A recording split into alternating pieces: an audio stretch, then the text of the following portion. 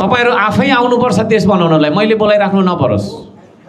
अब म भइन्जेल त मैले बोलाइराखेँ, अब साथीभाइले बोलाउँछन् बोलाउँदैनन् होइन भन्ने कुरा हो। तर तपाईँहरू आफैले अब भूमिका खोज्नुपर्छ। म त्यहाँ जान्छु, मेरो भूमिका के, मैले के काम गर्नुपर्ने भन्दा समूहमा आउनुपर्छ होइन। अहिलेको अवस्थामा हाम्रो दिनेशजीलाई हामीले नगर अध्यक्ष राखेका छौँ होइन। उहाँको कामलाई पनि यो समूहले होइन, हाम्रो नगरसभाले मूल्याङ्कन गर्नुपर्छ। काम गर्नुभएको छ कि छैन, अरूलाई समेट्या छन् छैनन् भन्ने कुराहरू। र यो नगरसभामा अझै हामी मान्छेहरू जति धेरै मान्छे जति आउँदा पनि हुन्छ श्रम संस्कृतिमा त त्यो श्रमदान गर्ने कुरा हो होइन। म पनि आउँछु भनेर आउनु पर्यो। मलाई बोलाइदियोस् नभन्नुहोस् प्लिज, बोलाइदियोस् नभन्नुहोस्।